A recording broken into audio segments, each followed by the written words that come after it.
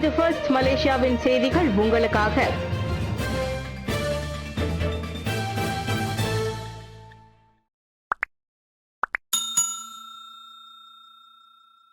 பள்ளிகளிலும் மருத்துவமனை உட்பட வேலை செய்யும் இடங்களிலும் பகடிவதையை நிறுத்துவீர், அன்வார் வலியுறுத்து. பள்ளிகளிலும் மருத்துவமனைகள் உட்பட வேலை செய்யும் இடங்களிலும் பகடிவதையை உடனடியாக முடிவுக்கு கொண்டு வர வேண்டும் என பிரதமர் ஸ்ரீ அன்வார் இப்ராஹிம் இன்று கேட்டுக்கொண்டார்.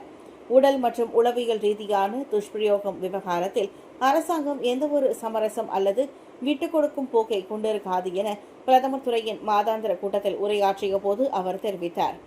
இந்த கொடுமைப்படுத்தும் கலாச்சாரத்திற்கு முற்றுப்புள்ளி வைக்க முடியும் என தாம் நம்புவதாக அன்வார் கூறினார். படிவம் 1 மாணவி ஜாரா கைரா மகாதீர் மற்றும் தாஃபி மாணவர் வான் அகமது ஃபாரிஸ் வான் அப்துல் ரஹ்மான் ஆகியோர் மரணம் தொடர்பாக அன்வார் கருத்துரைத்தார்.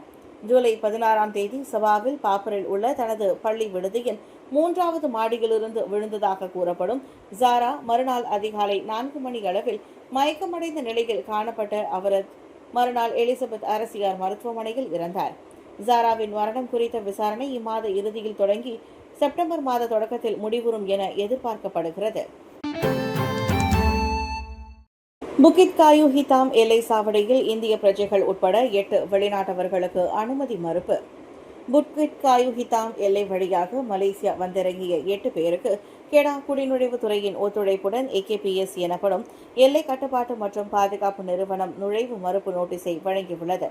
சுற்றுப்பயணிகளான மலேசியாவுக்குள் நுழையும் நிபந்தனைகள் எதனையும் அவர்கள் பூர்த்தி செய்யாததே அதற்கு காரணம் என Bukit Kayu Hitam AKPS commander Mohamad Nasaruddin M Nasar கூறினார். ஒரு பாகிஸ்தானிய ஆடவர், 2 இந்திய பிரஜைகள், ஒரு பாகிஸ்தான் நாட்டவர், 3 இந்தோனேஷிய பெண்கள் மற்றும் ஒரு இலங்கை ஆடவர் ஆகியோரை அவர்களாவர். இதையடுத்து அந்த வழியே சொந்த நாட்டுக்கு திரும்பி போகுமாறு அவர்கள் பணிக்கப்பட்டனர். எனினும் அவர்களிடம் இருந்து எந்தவொரு பொருளும் பறிமுதல் செய்யப்படவில்லை. குற்ற செயல் அம்சங்களும் கண்டறியப்படவில்லை.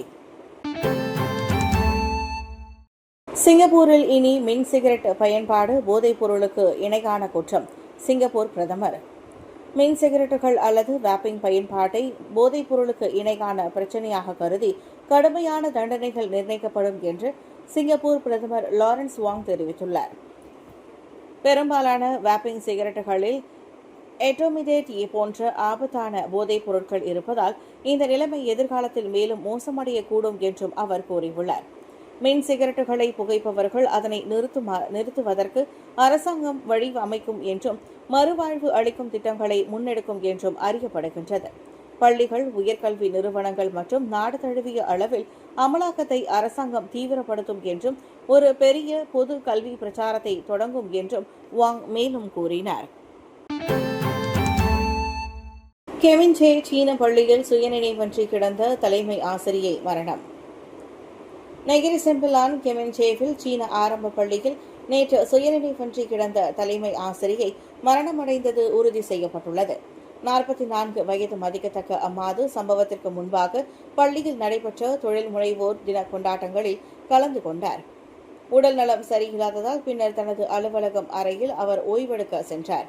ஆனால் காலை 9 மணி அளவில் அவர் சுயநினைவின்றி கிடந்ததைக் கண்டு சக ஆசிரியர் கண்டு மாணவர்களுக்கும் தகவல் கொடுக்க அவர் கெமின்சே கிளினிக் கொண்டு செல்லப்பட்டார். எனினும் அவர் உயிரிழந்து விட்டதை மருத்துவர்கள் உறுதிப்படுத்தினர். இவ்வேளையில் சவ பரிசோதனை முடிந்ததும் அச்சம்பவம் குறித்து போலீசில் அறிக்கை வெளியிடும் என தம்பின் போலீஸ் கூறியது. நாய் உயிருடன் தோலுரிக்கப்பட்ட சம்பவம். சந்தேக நபரை அடையாளம் காண பொதுமக்களின் உதவி நாடும் மலாக்கா போலீஸ். மலாக்கா குருபோங் தொழிற்பேட்டையில் ஒரு நாய் உயிருடன் பாதியாக தோலுரிக்கப்பட்டதாக கூறி விலங்குகள் நல அமைப்பொன்று போலீசில் புகார் செய்துள்ளது. மலாக்கா தெங்கா போலீஸ் தலைவர் கிறிஸ்டபர் பத்தித் அதனை உறுதிப்படுத்தினார். உயிருடன் தோலுரிக்கப்பட்டதில் உடம்பிலும் கழுத்திலும் கடுமையான காயங்களுடன் அந்த நாய் கண்டெடுக்கப்பட்டது. வழக்கமாக தெரு நாய்களுக்கு உணவளிக்கும் ஒரு நல்லுள்ளத்தின் கண்ணில் பட்ட அந்த நாய் பட அவர் கால்நடை மருத்துவரிடம் அதனை கொண்டு சென்றார். ஆனால் காயங்கள் படுமோசமாக இருந்ததால் அந்நாய் தொடர்ந்து சித்திரவதையை அனுபவித்ததை தடுக்க கால்நடை மருத்துவர்களின் ஆலோசனை பேரில் அது கருணை கொலை செய்யப்பட்டதாக கிறிஸ்டபர் கூறினார். எந்தவொரு விலங்குகள் மீதான சித்திரவதையையும் தமது தரப்பு கடுமையாக கருதுவதாக கூறிய கிறிஸ்டபர் விலங்குகள் நல சட்டத்தின் கீழ் விரிவான விசாரணை மேற்கொள்ளப்படும் என உறுதியளித்தார். குற்றம் நிரூபிக்கப்பட்டால் அதிகபட்சம் 1,00,000 ரிங்கிட் அபராதமும் 3 ஆண்டுகள் சிறை தண்டனையும் விதிக்க அச்சட்டம் வகை செய்கிறது. எனவே சம்பவத்தை நேரில் பார்த்த சாட்சிகள் முன்வந்து விசாரணைக்கு உதவுமாறும் அவர் கேட்டுக்கொண்டார். தவாவில் வீட்டு கதவை திறக்காத மனைவியை குத்திய ஆடவன். வெளிநாட்டு ஆடவன் கைது. தவாவில் வீட்டின் கதவை திறப்பதற்கு தாமதமானதால் மனைவியின் கையில் கத்தியால் தாக்கிய 30 வயது மதிக்கத்தக்க வெளிநாட்டு ஆடவன் ஒருவன் கைது செய்யப்பட்டான்.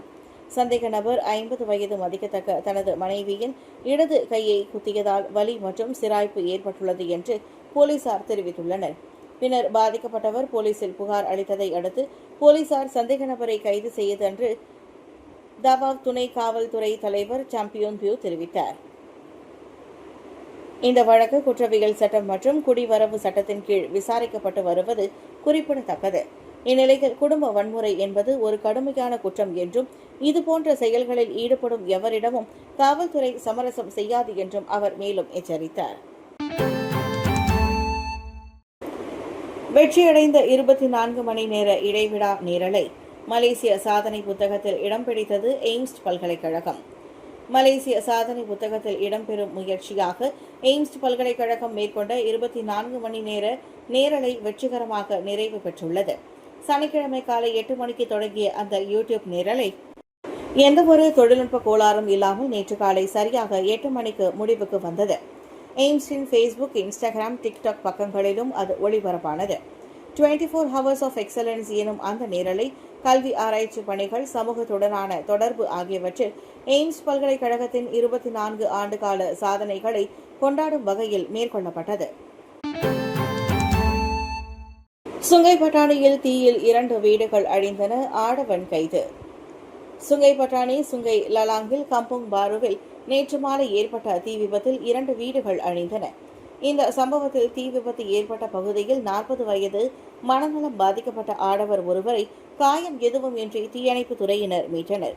நேற்றிரவு மணி 7:52 அளவில் தீ விபத்து குறித்து தனது அறைக்கு அழைப்பு வந்ததாக கெடா தீயணைப்பு மற்றும் மீட்பு துறையின் 2வது மண்டலத்தின் தலைவரான மூத்த தீயணைப்பு அதிகாரி முகமது நைம் பாட் ஜாஃபர் தெரிவித்தார்.